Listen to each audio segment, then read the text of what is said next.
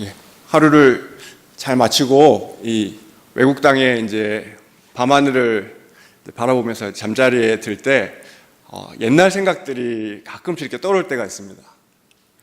저는 거기에 있으면서 가끔씩 떠오르는 생각 중에 하나가 예전 이 서울시민교회를 섬길 때 우리 구영진 장로님과 성가대를 하는 것이었습니다.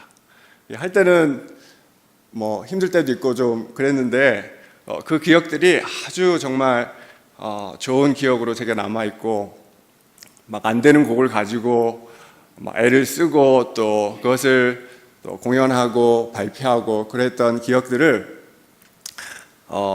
잊지 못하고 그것들을 그리워하는 저를 보면서 그때 참 제가 좋은 기억들을 가지고 또 좋은 경험들을 했다, 그런 생각들을 했었습니다. 저희들 위해서 기도해 주시고 또 후원해 주셔서 참 감사합니다. 저희들이 이렇게 조국교회를 생각할 때마다 저희들을 위해서 이렇게 기도해 주시고 또 후원해 주시는 분들을 기억하면서 더욱더 힘내고 또 주님의 일에 매진하려고 노력을 하고 있습니다.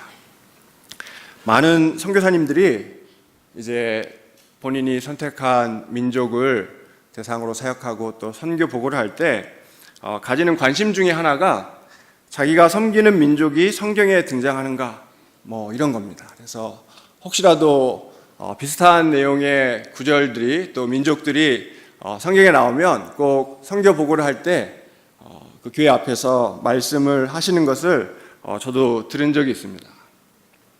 근데 저는 이런 부분에 있어서 고민할 필요가 별로 없습니다. 왜냐하면 이 구약과 신약에 걸쳐서 이 성경은 이스라엘의 이야기로 가득 차 있기 때문입니다.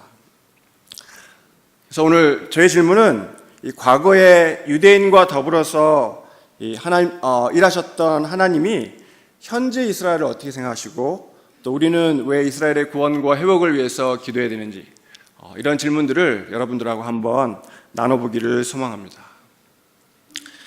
저는 우리가 크리스찬으로서 왜 이스라엘의 회복과 구원을 위해서 기도해야 하는가, 첫 번째 이유로 하나님께서 이스라엘을 포기하지 않으셨기 때문이다, 이렇게 생각을 합니다. 우리 하나님은 언약을 맺으시고 언약을 성취하시는 분이십니다. 그래서 성경을 구약과 신약, 이게 무슨 약 종류가 아니고 약속이라는 뜻에서 옛 언약과 새 언약으로 약속을 구약에서 주로 맺으시고 그 맺으신 약속을 신약에서 주로 성취하심으로 약속을 맺으시고 성취하시는 분으로 우리에게 소개를 하시는 것을 볼 수가 있습니다.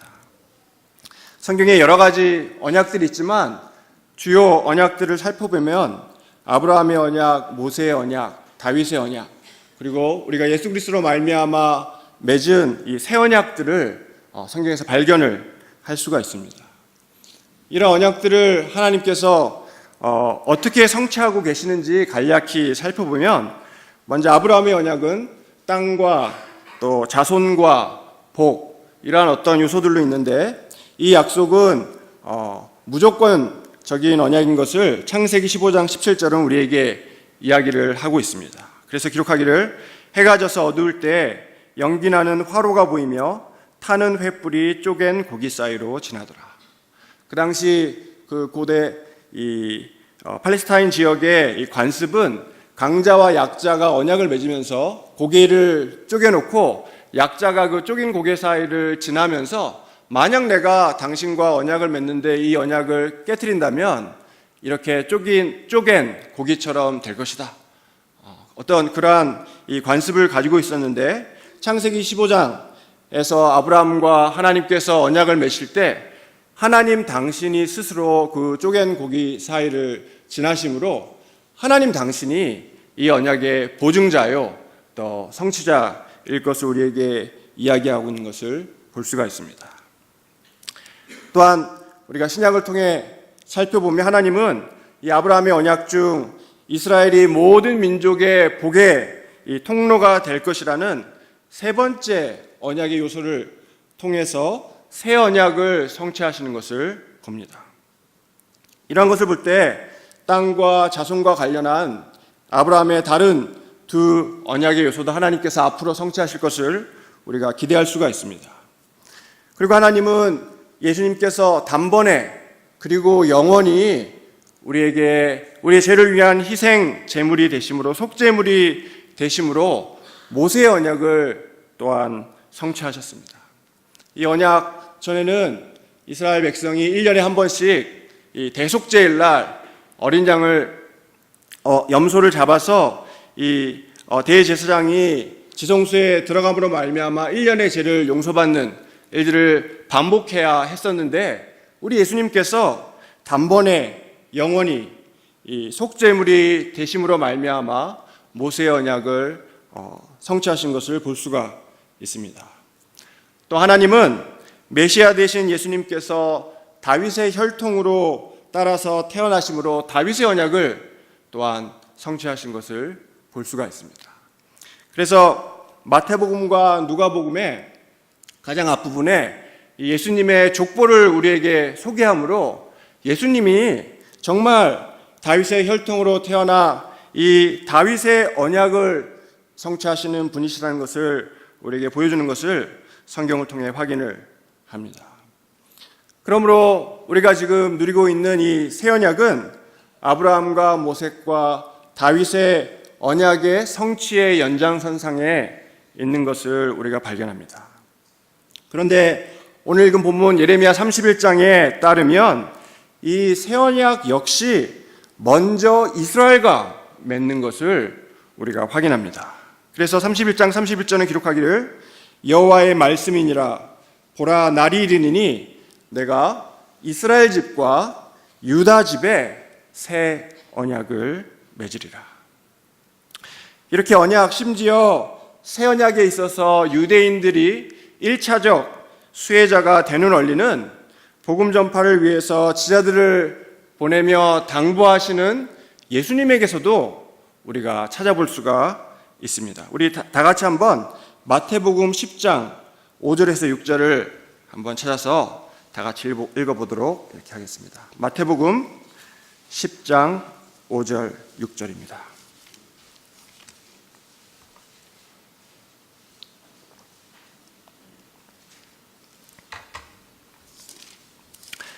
우리 다 같이 한 목소리 읽겠습니다. 시작. 예수께서 이 12를 내보내시며 명하여 이르시되 이방인의 길로도 가지 말고 사마리아인의 고을에도 들어가지 말고 오히려 이스라엘 집에 잃어버린 양에게로 가라. 또한 이 마태복음 15장 22절 또 23절에 의하면 이방인인 가나안 여자의 이 부탁을 받은 예수님께서 좀 우리가 듣기에 거북한 말씀을 하십니다. 이것은 제가 읽도록 하겠습니다. 22절부터 24절 말씀입니다. 가나안 여자 하나가 그 지경에서 나와서 소리질러 이르되 주 다윗의 자손이여 나를 불쌍히 여기소서, 내 딸이 흉악하게 귀신 들렸나이다 하되 예수는 한 말씀도 대답하지 아니하시니 제자들이 와서 청하여 말하되 그 여자가 우리 뒤에서 소리를 지르오니 그를 보내소서. 예수께서 대답하여 이르시되 나는 이스라엘 집에 잃어버린 양 외에는 다른 데로 보내심을 받지 아니하였노라. 즉 지금 예수님은 예레미야 31장의 원리를 충실히 따르심으로 새 언약의 첫 번째 수혜자는 이스라엘이고 그 언약의 확장을 통해서 모든 민족이 복에 이를 것임을 보여주고 있는 것입니다. 이것은 비단 예수님뿐만 아니라 바울에게서도 우리가 이 원리를 발견할 수 있습니다. 로마서 1장 16절에 바울은 이렇게 고백을 합니다. 내가 복음을 부끄러워하지 아니하노니 이 복음은 모든 믿는 자에게 구원을 주시는 하나님의 능력이 됨이라. 먼저는 유대인에게요, 그리고 헬라인에게로다. 하지만 어떤 분들은 이것을 신학적으로 이제 대체 신학 이렇게 부르는데, 교회가 이스라엘을 대체했고 하나님께서 이스라엘과 맺으신 언약은 이제 교회에만 적용이 되고, 심지어 어떤 분들은 하나님은 이스라엘을 버리셨다 이렇게 말씀하시는 분들이 있습니다. 그러나 성경은 예수님 이후에라도 유대인들의 유익에 대해서 로마서 9장 4절 5절에서 이야기하며 그들에게 양자됨과 언약들이 아직도 여전히 존재함을 분명히 하는 것을 우리가 봅니다. 하지만 여기서 우리가 또한 염두에 둘 것은 하나님께서 유대인들이 다른 민족보다 더 뛰어나서나 또 수적으로 많아서가 아니고 당신이 인류의 역사에 개입하시는 방법으로 먼저 이스라엘을 선택하시고 그 언약을 통해서 이 복을 확장하심으로 모든 사람이 구원에 이를 수 있는 길을 여셨음을 성경은 이야기합니다. 그래서 신명기 7장 6절에 기록하기를 너는 여호와 내 하나님의 성민이라 내 하나님 여호와께서 지상 만민 중에서 너를 자기 기업의 백성으로 택하셨나니 여호와께서 너희를 기뻐하시고 너희를 택하심은 너희가 다른 민족보다 수요가 많기 때문이 아니니라. 너희는 오히려 모든 민족 중에 가장 적으니라 고 하시며 이스라엘을 선택하심도 하나님의 전적인 은혜 여기에 달려있음을 우리에게 분명히 합니다. 즉 하나님은 이제 모든 민족이 모든 인류가 복받기를 원하시고 구원에 이르기를 원하시는데 저희가 지금 읽은 본문들을 좀 종합해 보면 이제 먼저 인류의 역사에 개입하시기 위해서 연약한 이스라엘을 택하시고 이스라엘과 언약을 맺으시고 이 맺은 언약을 통해서 온 나라를 구원하시기로 이렇게 결정하시고 그 사역을 지금까지 충실히 진행하고 계시는 것입니다.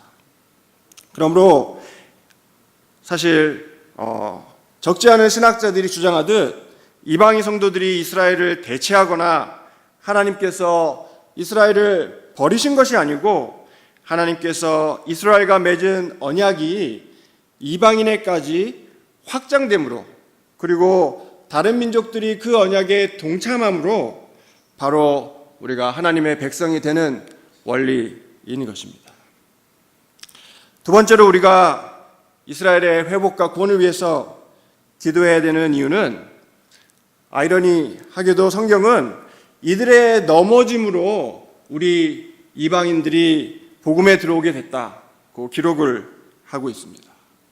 그래서 로마서 11장 11절은 기록하기를 그러므로 내가 말하노니 그들이 넘어지기까지 실족하였느냐 그럴 수 없느니라. 그들이 넘어짐으로 구원이 이방인에게 이르러 이스라엘로 식인하게 함이니라고 기록을 하고 있습니다. 즉 이스라엘이 비록 자신들의 죄악 가운데 넘어졌지만 하나님의 오묘한 섭리가 이 죄 가운데서 또한 이 실패 가운데서 역사하여서 이들의 넘어짐이 도리어 그 이방 나라들의 구원으로 이른 것을 본문은 우리에게 가르쳐 줍니다. 그래서 우리는 이스라엘을 이렇게 실패하고 또 연약한 이스라엘을 이제 구원받는 이방인 성도로서 멸시하거나 자랑하기보다 도리어 이들을 불쌍히 여기고 우리가 가진 구원의 소망으로 인해서 이들로 식인하게 하여서 우리가 지금 누리고 있는 예수 그리스도 안에 있는 이 구원에 또한 이들도 들어오도록 이들도 거듭나도록 이렇게 기도해야 할 것입니다. 한 믿는 유대인이 강의를 하면서 이런 질문을 저희들에게 한 적이 있습니다. 여러분들 유대인들이 가장 원하는 것이 뭔지 아십니까? 그래서 한쪽에서 답변을 하기를 어떤 재정적인 도움이 아니겠습니까? 그랬더니 이 믿는 유대인 형제가 고개를 막 흔드는 거예요. 그것도 중요하지만 또 다른 필요가 저에게 있습니다. 그랬더니 또 한 분이 지금 중동 지역에 여러 가지 전쟁과 또 소란 가운데 있는데 이 평화가 아니겠습니까? 그랬더니 이 형제가 그것도 굉장히 중요하지만 우리에게 정말 절실히 꼭 필요한 것이 더 있습니다. 그러면서 이야기하기를 우리에게 가장 필요한 것은 하나님의 임재입니다. 라는 얘기를 들은 적이 있습니다. 우리 아이들을 키워보면 아이들에게 처음부터 장난감을 안 주면 그래도 그나마 아이들이 견딜 수 있는데, 장난감을 줬다가 뺏으면 굉장히 더 괴로워하는 것을 우리가 발견합니다.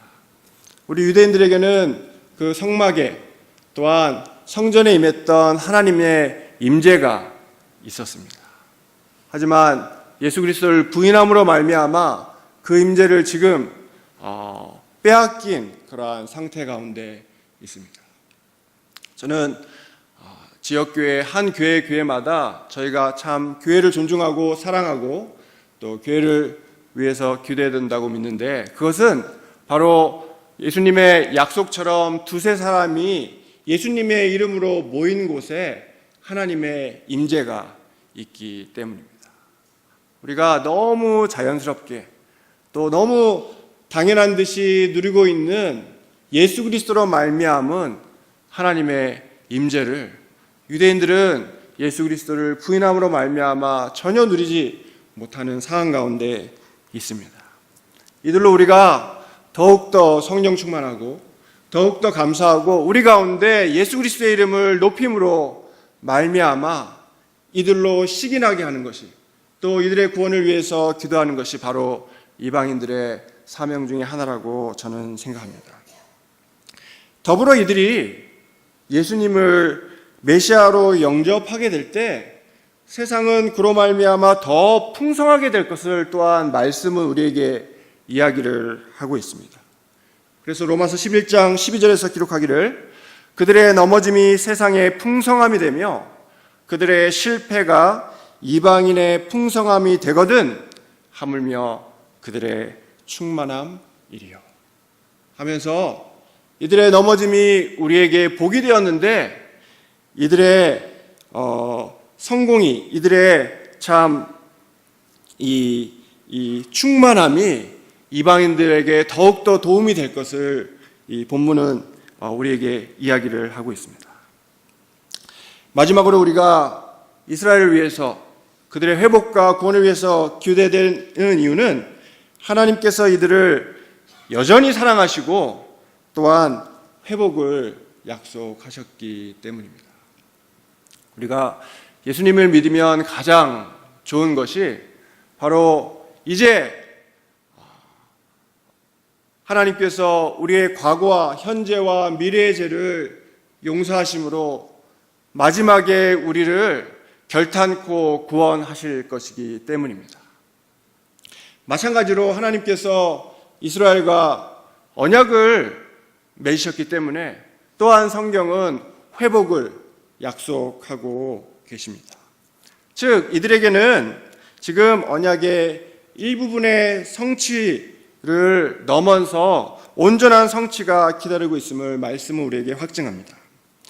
이방인들은 개인이 예수님을 믿어서 각자 이 언약에 동참하지만 이스라엘은 국가와 하나님께서 언약을 맺으셨기에 앞으로 이들 가운데 예수님으로 말미암아서 예수님 안에서 민족적인 대부흥이 있을 것을 말씀은 우리에게 이야기를 하고 있습니다.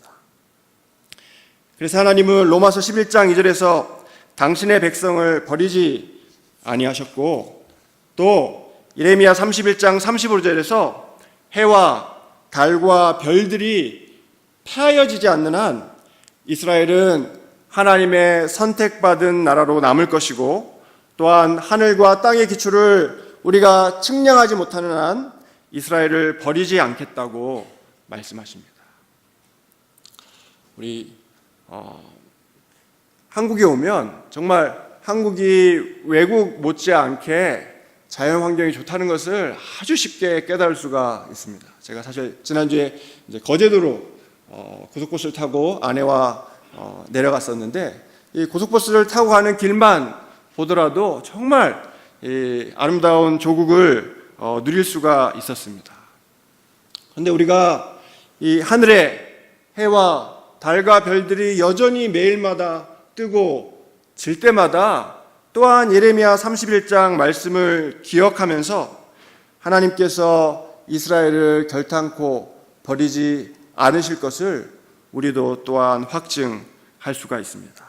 우리 오늘 본문을 다시 한번 우리 그래서 읽어보도록 하겠습니다. 예레미야 31장 35절부터 37절입니다. 예레미야 31장 35절부터 37절입니다. 시작. 여호와께서 이와 같이 말씀하셨느니라. 그는 해를 낮의 빛으로 주셨고 달과 별들을 밤의 빛으로 정하였고 바다를 뒤흔들어 그 파도로 소리치게 하나니 그의 이름은 만군의 여호와니라. 이 법도가 내 앞에서 패할진대 이스라엘 자손도 내 앞에서 끊어져 영원히 나라가 되지 못하리라. 여호와의 말씀이니라. 여호와께서 이와 같이 말씀하시니라. 위에 있는 하늘을 측량할 수 있으며 밑에 있는 땅의 기초를 탐지할 수 있다면 내가 이스라엘 자손이 행한 모든 일로 말미암아 그들을 다 버리리라. 여호와의 말씀이니라. 저는 하나님이 여러 가지 특성들을 갖고 계시고 그러한 이 특성들을 또한 성경을 통해서 확인할 수 있는데 그 중에서도 제가 제일 좋아하는 하나님의 특성은 신실입니다. 이 모든 것들이 다 변하고 또 어떤 면에서 어떤 죄의 본성을 갖고 있는 우리는 또 변화되는 것을 가끔씩 더 추구할 때가 있습니다. 그래서 사실 그렇게 크게 필요가 없는데 계속 새 것을 갖기를 원하고 휴대폰이나 옷이나 다 쓰고 버리는 것이 아니고 새 거가 더 좋아서 있는 것을 또 버리고 새 것을 추구할 때가 있습니다. 하지만 우리 하나님은 변하지 않는 분이십니다. 여기에 우리에게 큰 소망이 있습니다. 우리 하나님은 예전에, 지금, 앞으로 절대 변하지 않으실 것입니다. 여기에 우리의 또한 구원의 소망이 있습니다. 지금 이 연약한 민족, 어떤 면에서 보면 세상에서 참 부족하고 참 좀 말 안 듣는 민족인 유대인들을 선택해서 그 구원을 이루시는 하나님. 그래서 비록 이스라엘이 반역하고 또 계명을 지키지 아니하실지라도 우리 하나님께서 지금 하늘의 해와 달과 별들을 가르치시면서 이 해와 달과 별들이 뜨고 지는 것처럼 나는 결단코 이스라엘을 버리지 않겠다고 말씀하고 계신 것입니다. 우리도 또한 참 부족합니다. 그리고 하나님 앞에 섰을 때 부끄러운 점이 많습니다. 하지만 우리의 소망은 그럼에도 불구하고 예수 그리스도로 말미암아 변치 않는, 옛적에도 계시고 지금도 계시고 장차 오실 바로 예수 그리스도로 말미암은 우리의 구원에 있는 것을 우리는 또한 알 수가 있습니다. 또한 바울은 온 민족에게 복음이 전파된 후에 이 동일한 복음으로 유대인들이 민족적으로 거듭나는 일이 있을 것을 로마서에서 이야기합니다. 그래서 11장 25절에서 기록하기를 형제들아 너희가 스스로 지혜 있다 하면서 이 신비를 너희가 모르기를 내가 원하지 아니하노니, 이 신비는 이방인의 충만한 수가 들어오기까지 이스라엘의 덜어는 우둔하게 된 것이라. 그래하여 온 이스라엘이 구원을 받으리라. 지금 교회를 통해서 정말 땅끝까지 주님의 복음이 힘차게 전해지고 있습니다. 성경을 번역하는 그 성경 번역 선교에서 2030년까지 모조리 다 성경을 번역하자, 이런 정말 어떤 의미에서는 이 예수님의 임재를 앞당기고자 하는 엄청난 노력들을 하고 있습니다. 여기에서 바울은 이렇게 이방인의 충만한 수가 차게 되면 이제 이스라엘이 동일한 복음으로 구원을 얻는 일이 있을 것이다고 약속을 하고 있습니다.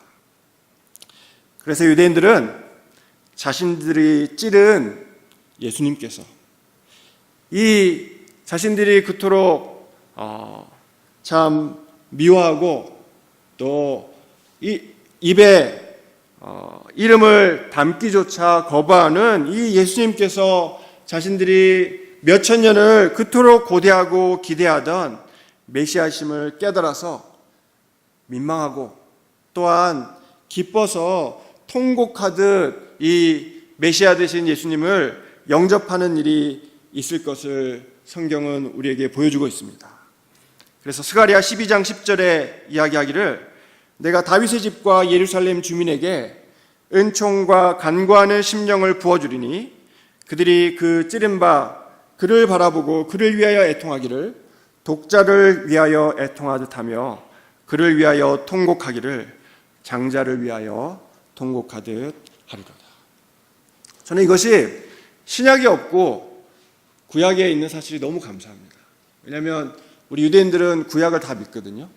근데 지금 어떤 면에서 보면 안방에 있는 거인과도 같이 지금 유대인들에게 너무나도 분명히 예수님께서 이들의 메시아이심을 이야기하면서 지금 이야기하기를 그를 위하여 애통을 할 것인데 이들이 찌른 바 그를 바라보고 애통하게 되고 독자를 위하여 애통하듯 또한 장자를 위하여 통곡하듯 할 것이다 하면서 예수님의 이 정체성, 메시아의 정체성과 관련해서 유대인들에게 상당 부분 보여주고 있는 것을 볼 수가 있습니다. 결론적으로 예수님 없이 율안 가운데서 고난과 핍박으로 마른 뼈처럼 되어버린 이스라엘에게 하나님은 에스겔서에서 이들에게 고토로 돌아갈 수 있도록 이제 하여 주시고 새 영을 부어 주실 것을 약속하십니다. 우리 마지막으로 이것도 한번 찾아보겠습니다. 에스겔서 37장 11절입니다.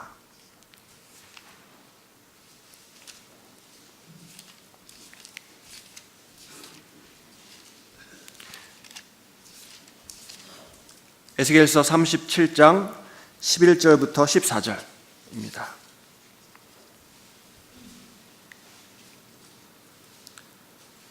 우리 다 같이 읽겠습니다. 시작. 또 내게 이르시되 인자야 이 뼈들은 이스라엘 온 족속이라. 그들이 이르기를 우리의 뼈들이 말랐고 우리의 소망이 없어졌으니 우리는 다 멸절되었다 하느니라. 그러므로 너는 대언하여 그들에게 이르기를 주 여호와께서 이같이 말씀하시기를 내 백성들아 내가 너희 무덤을 열고 너희로 거기에서 나오게 하고 이스라엘 땅으로 들어가게 하리라. 내 백성들아 내가 너희 무덤을 열고 너희로 거기에서 나오게 한즉 너희는 내가 여호와인 줄을 알리라. 내가 또 내 영을 너희 속에 두어 너희가 살아나게 하고 내가 또 너희를 너희 고국 땅에 두리니 나 여호와가 이 일을 말하고 이룬 줄을 너희가 알리라. 여호와의 말씀이니라. 여기에 대해서 복음성도 있는데 이 본문을 잘 살펴보시면 지금 이스라엘 족속을 주 수혜자로 첫 번째 수혜자로 이야기하면서 이들이 지금 마른 뼈와 같이 소망이 없어졌는데 이들에게 먼저 12절에 따르면 이스라엘 땅으로 들어가게 할 것이고 또한 14절에 따르면 내 영을 이들에게 부어줄 것을 약속하고 계십니다.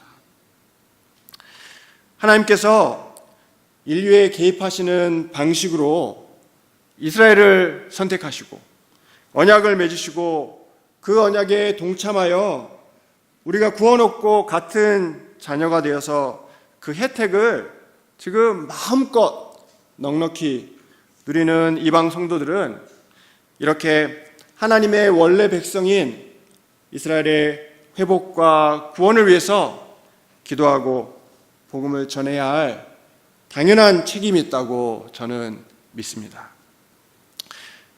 상상하기로 마지막 날 우리는 이렇게 약속을 넉넉히 지키시는 신실하신 하나님 앞에서 예수님의 죽으심과 부활하심으로 동일한 구원을 또한 누리게 될 우리 유대인 형제 자매들과 이제 같이 한 가족이 되어서 손에 손을 잡고 우리 하나님, 이스라엘과 아브라함과 야곱과 이삭의 하나님을 함께 찬양하는 일이 예수님이 오실 때 있을 것을 저희가 믿습니다. 이날이 오기까지 인내하시고 또 비록 우리에게 도전과 어려움이 있을지라도 여전히 신실하시며 변함이 없으신 하나님께 소망을 두고 마지막까지 우리도 역시 변함없이 꾸준히 믿음의 경주를 하는 우리 시민교회 성도들이 되시기를 주의 이름으로 축원합니다. 제가 사역을 잠깐 소개를 드리고 마치도록 하겠습니다.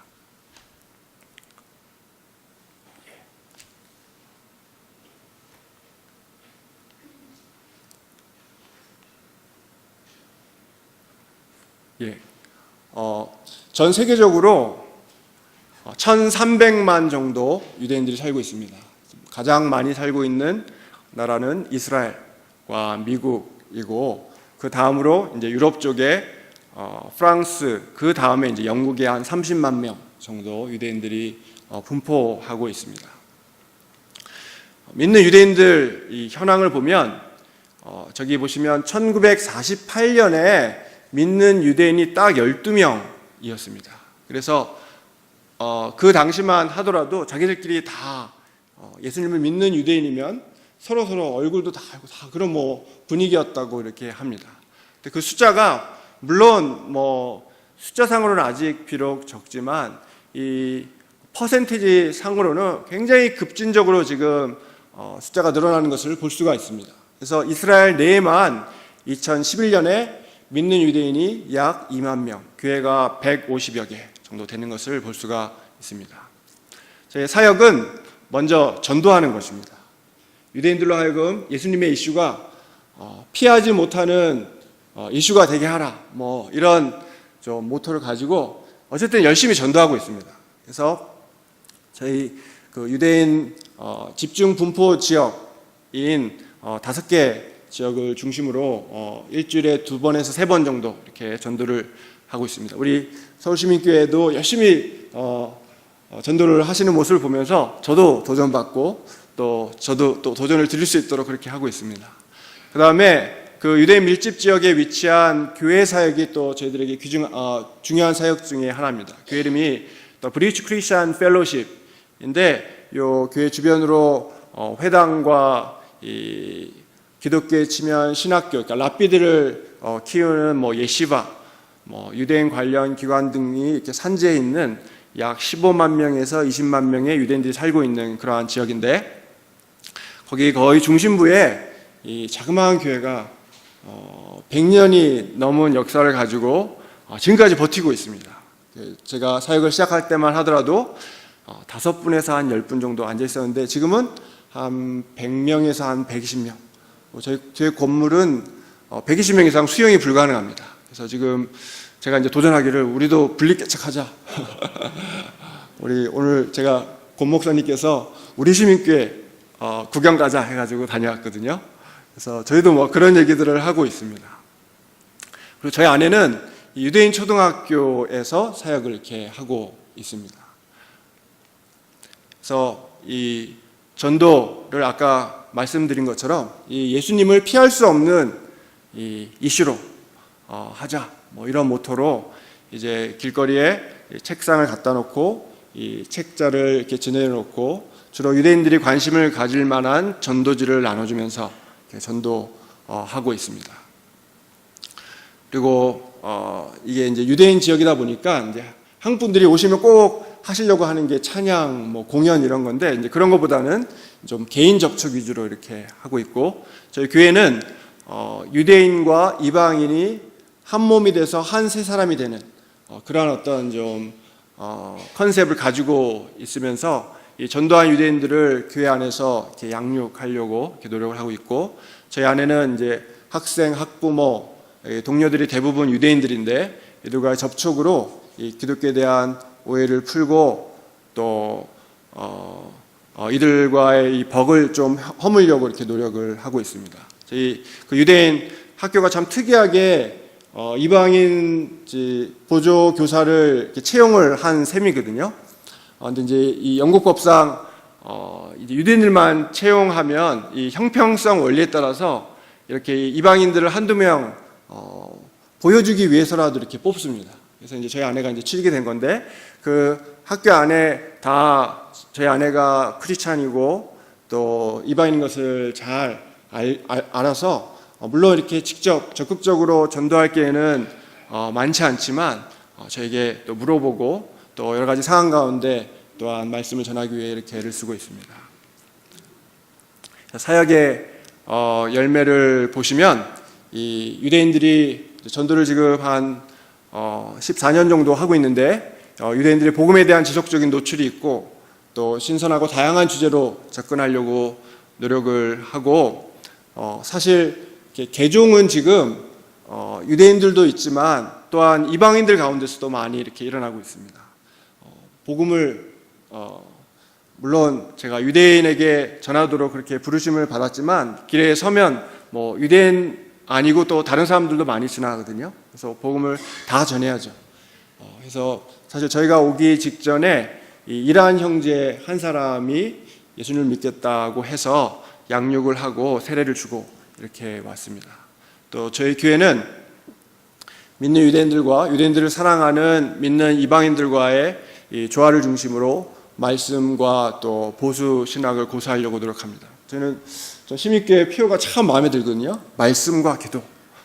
사실 저에게 말씀과 기도가 전부입니다.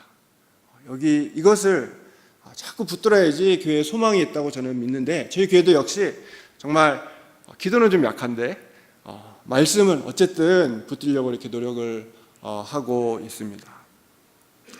그리고 또 여러 가지 어떤 문화 프로그램을 통해서 유대인들의 교회를 들어오는 데서 교회 문턱을 좀 낮춰보려고 노력을 하고 있고, 우리 박은경 선교사는 또 믿는 이방인으로서 유대인의 친구가 되고 내부인으로서 이 유대인들과 삶을 나누고 있습니다. 근데 저희 과제가 있는데, 그것은 이 정통파 유대인들은 아직까지 굉장히 폐쇄되어 있고 참 이 어떤 벽을 좀 넘어서는 게 아직도 참 힘에 부치는 것을 봅니다. 이 사진에 보시면 검정 옷을 입고 저희 동네에서 이제 지나가는 이 정통파 유대인, 그러니까 종교적인 유대인인데, 그래서 정말 어떤 면에서 이 돌파가 좀 필요한 사역 중에 하나입니다. 그래서 꼭 기도해 주시고, 하나님의 은혜 가운데 이들의 마음도 녹아져서 정말 이 예수님께서 메시아이신지에 대해서 이들이 궁금증을 갖고 적극적으로 좀 참여할 수 있도록 기도해 주시고, 유대인들이 교회를 들어오는 것도 힘들지만 교회 또한 정착하는 것이 쉽지가 않습니다. 그래서 정착률이 높아질 수 있도록 저희 교회 10년이 넘게 교회 출석을 꾸준히 하는 한 유대인이 있는데, 뭐 안 해본 거 없이 다 해봤습니다. 복음도 전해보고 복음을 전한 건 한두 번도 아니고, 근데 교회만 꾸준히 출석을 하고 예수님을 안 믿습니다. 근데 지금 또 한 분이 나타났는데, 이분도 유대인인데 한 번도 안 빠지고 예배를 꾸준히 참석을 하는데 이분도 역시 예수님을 안 믿습니다. 그래서 이런 분들이 솔직히 이성적으로 이해가 안 갑니다. 근데 결국에는 하나님께서 이들을 좀 흔드시고 성령의 역사가 필요함을 믿습니다. 그래서 이들이 정말 교회 안에서 예수님 믿고 또 영접하는 역사들이 있을 수 있도록 이렇게 기도해 주시면 감사하겠습니다. 저희 기도 제목은 좀 더 창의적이고 효과적인 접근법을 개발하고 또 양육을 잘 할 수 있도록 진실한 친구가 되도록, 또 저희 교회 이제 차세대 또 지도자들이 좀 필요한데 이러한 훈련들이 진행될 수 있도록 기도해 주시면 감사하겠습니다.